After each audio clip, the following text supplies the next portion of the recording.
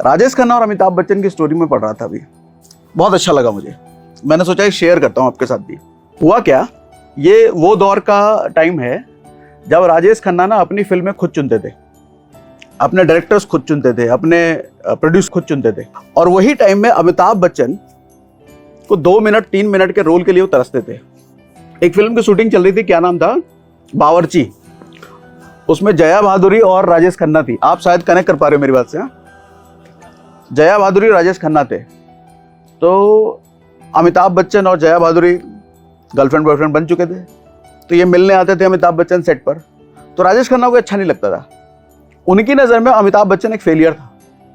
तो जया भादुरी को ये समझाते थे कि इस लड़के से मिला मत करो, किसी काम का नहीं है, फालतू है ये। तो जया भादुरी ने कहा था कि एक दिन देखिएगा ये आपसे भी बड़ा सुपरस्टार बनेगा। समय जब आगे बीतता है, एक फिल्म आती है आनंद, जिसमें दोनों साथ में काम करते हैं, अमिताभ बच्चन और राजेश खन्ना। अच्छा, वो फिल्म की वजह से अमिताभ बच्चन को फेम मिल जाता है। फिल्म हिट हुई, लेकिन अमिताभ बच्चन ने अपने इंटरव्यू में कहा कि ये जो मुझे पहचान मिली है ये मेरी वजह से नहीं मिली है, ये राजेश खन्ना की वजह से मिली है। क्योंकि फिल्म इनकी थी, इनकी फिल्म में मैं बस एक रोल कर रहा था तो मुझे पहचान मिली। अच्छा, देखना समय कैसे कैसे बीतता है, आदमी के चक्कर कैसे कैसे बदलते हैं। आगे फिल्म का प्रपोजल आता है जंजीर। जंजीर फिल्म सबसे पहले ऑफर होती है राजेश खन्ना को। राजेश खन्ना मना कर देता है। वो फिल्म पहुंचती है अमिताभ बच्चन के हिस्से। अच्छा, अमिताभ बच्चन के लिए वो पहली फिल्म थी जिसने उनके करियर को 360 डिग्री बदल दिया, पूरा चकाचौंध ला दिया उनके करियर में। अच्छा, उस फिल्म के बाद एक अवार्ड फंक्शन ने राजेश खन्ना ने मजबूरी में कह भी दिया था, मुझे ऐसा लगता है कि अब मेरे तख्त का वारिस आ चुका है इंडस्ट्री में। सबको समझ में आने लग गया था कि अब नया सुपरस्टार इंडस्ट्री में आ गया है।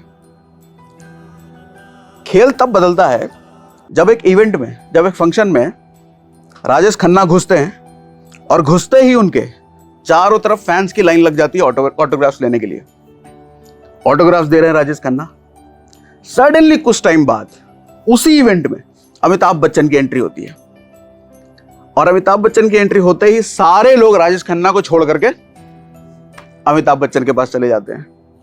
ये वो टाइम था, राजेश खन्ना ने अपने इंटरव्यू में बताया है कि मैं रात को घर जाकर के पहली बार रोया था।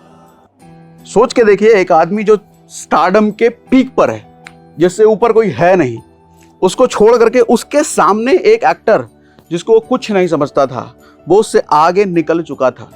अच्छा, उस टाइम में ना सलून्स में कट चलते थे हीरो के, उस पे Amitabh Bachchan cut, Rajesh Khanna cut, Sanjeev Kumar cut, Dharmendra cut, ऐसा चलता था। आजकल तो नहीं चलता। तो उस समय हाल ये हो गया था कि राजेश खन्ना कट अगर कटवाना है तो 2 रुपए दो, अमिताभ बच्चन कट अगर कटवाना है तो 3.5 रुपए रेट हो गया था। ये सब भी चीजें मार्केट में घूमती हैं, तो राजेश खन्ना तक भी पहुंचता है। बट देखना आदमी कैसे रिएक्ट करता है सिचुएशन पे। उस वक्त के बाद राजेश खन्ना ने यह मान लिया था कि कोई आदमी मेरे से आगे निकल चुका है। उसके बाद वो शराब वराब की लत में फंसे, और ऐसा फंसे कि कभी कम बैक नहीं कर पाए। कभी फिल्म वगैरह कुछ नहीं, ढंग से कुछ नहीं आ पाया। जो फिल्म आए वो ऐसी है। और अमिताभ बच्चन का सितारा,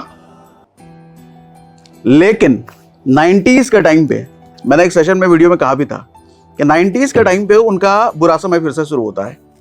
और ऐसा बुरा समय होता है कि ABCL कंपनी बिक गई, फिल्में फ्लॉप हो रही है, बैक टू बैक फिल्में फ्लॉप हो रही हैं। हालत ये हो गया है कि अपने घर में काम कर रहे लोगों को सैलरी देने तक का पैसा नहीं है। 90 करोड़ का कर्जा हो गया है। लेकिन अब समझिएगा राजेश खन्ना और अमिताभ बच्चन में फर्क। अमिताभ बच्चन वो आदमी था जब अपने बुरे समय में वो एक्सेप्ट करता है कि मेरा बुरा समय आ गया है, कि सामने से मुझे फिल्म तो कोई ऑफर करेगा नहीं, कि मेरी फिल्में फ्लॉप हो रही हैं। वो आदमी फिल्में मांगने के लिए निकल गया लोगों से, मुझे फिल्म चाहिए, मुझे काम चाहिए।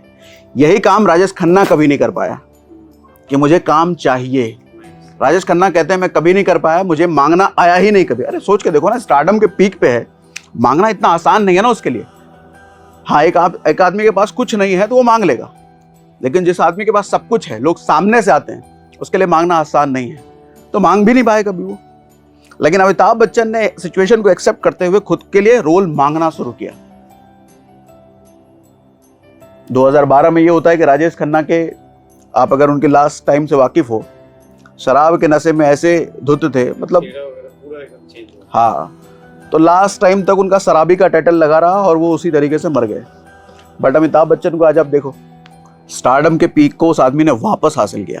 इस चीज से हमें को सीखने को क्या मिलता है कि जब आप अच्छे समय से गुजर रहे होते हैं ना, जब आपके साथ अच्छा कुछ सब कुछ चल रहा होता है, तो बहुत आसान होता है ये मान लेना कि अब तो मेरा अच्छा समय आ ही गया है।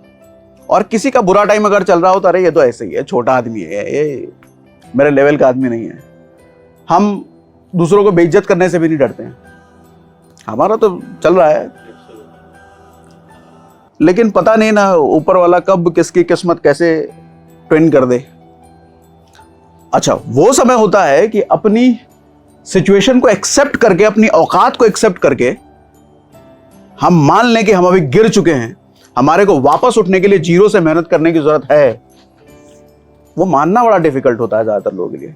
इसलिए आप किसी भी इंडस्ट्री में देखोगे, लोग ऊपर पहुंचते तो हैं, लेकिन गिरने के बाद उठने वालों की तादाद आपको बहुत कम मिलेगी। किसी भी इंडस्ट्री में, क्रिकेट में देखो विनोद कांबली, फिल्मों में तो भरे पड़े ऐसे एग्जांपल्स हैं। आप किसी भी इंडस्ट्री में देखो, be positive, be positive, be positive, be negative. क्योंकि मैंने करके नेगेटिव करके छोड़ चुका हूं, इसलिए पूछ रहा हूं। होता क्या है ना, ऑप्टिमिस्टिक होना अच्छी बात है, हर जगह नहीं हुआ जाता ऑप्टिमिस्टिक। जब आप कोई नई चीज शुरू कर रहे हो तो आपको उसका बुरा से बुरा क्या हो सकता है ये एनालिसिस पहले करना चाहिए। होता क्या है कि आप कुछ बिजनेस शुरू कर रहे हो, बहुत अच्छा बिजनेस है, आप पास हो जाओगे तो बहुत अच्छा चलेगा, पैसा आएगा, सेटअप बन जाएगा, ये सोच के हमने धंधा तो शुरू कर दिया। लेकिन एग्जैक्टली होता नहीं है वैसा। जब आपके सिचुएशन आपके फेवर में नहीं रहेंगे, फिर कहां से पैसे मैनेज करोगे। देखो, जब आप बुरा से बुरा सिचुएशन को अज्यूम करके चलते हो ना, इसकी एनालिसिस करके चलते हो ना, तो आपके मन से एक डर निकल जाता है। लेट्स सपोज एग्जांपल के लिए, मैंने एक बिजनेस शुरू किया और मैंने 1 करोड़ का इन्वेस्टमेंट कर दिया उधर, और मुझे पता है कि ये अगर धंधा नहीं चला तो मेरा 1 करोड़ रुपए डूब जाएगा। उसके लिए मैंने क्या करा, अच्छा मुझे ये भी पता है कि 1 करोड़ अगर डूबता है तो उस 1 करोड़ को रिकवर करने के लिए मुझे 2 करोड़ और डालना पड़ेगा। तो अब मैं क्या करूंगा, मैं 2 करोड़ रुपए अलग रखूंगा जो एक डाला है। इस पॉसिबिलिटी के साथ अगर ये डूबा तो उसको उठाने के लिए 2 करोड़ का खर्चा है वो और डालें, ठीक है। लेकिन अगर मैं ये सोचूं कि नहीं चला तो लेंगे यार, बहुत कॉन्फिडेंस है, बहुत कुछ आता है, लेकिन जब वो डूबेगा, अब मेरे पास बैकअप नहीं है, अब मैं गया। एनालिसिस कहते हैं इसको।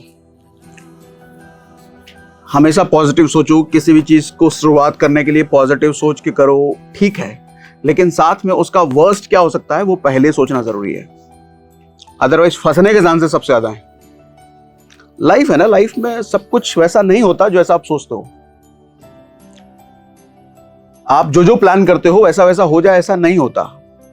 कुछ नहीं भरोसा है सर कि इस कमरे में हम लोग बैठे हैं, आराम से बैठे हैं, कुछ भी हो जाए, भूकंप आ जाए, उधर से कोई बगल से कोई बम फेंक दे, पता चले इसी बिल्डिंग पे आके गिरे और हमारे इसी पे गिरे, कुछ नहीं कह सकते। हेलमेट का आविष्कार क्यों हुआ? क्योंकि जब कुछ वैसा सिचुएशन आए कम से कम खोपड़ा बच जाए। सीट बेल्ट का आविष्कार क्यों हुआ? आप बहुत बढ़िया ड्राइविंग करते हो, ठीक है, लेकिन आपको नहीं पता कि पीछे आगे से कौन आके आपको ठोक जाए, तो सिचुएशन आए तो कम से कम वो बचा ले। लाइफ इंश्योरेंस जैसी चीज क्यों रिकमेंड करते हैं लेने के लिए? ठीक है, आप बहुत बढ़िया एक्सरसाइज कर रहे हो, आपको कुछ नहीं होने वाला, बहुत बढ़िया है, लेकिन किसी ने नहीं देखा ना, कोई आकर के ठोक जाए, रातों रात पता कुछ भी हो जाए। तो ये सब प्रोटेक्टर्स के काम करते हैं। जिंदगी में प्रोटेक्टर को लेकर के पहले चलिए, कुछ भी काम करो, ऑलवेज हैव अ प्रोटेक्टर। चाहे वो पैसे का प्रोटेक्टर हो सकते हैं, प्लान बी का प्रोटेक्टर हो सकता है, इंश्योरेंस का हो सकता है, कुछ भी, अगर सुकून से जिंदगी जीना है तो। क्योंकि जिंदगी आपके प्लान के अकॉर्डिंग नहीं चलती। हमारा प्लान अलग होता है, ऊपर वाले का प्लान अलग होता है।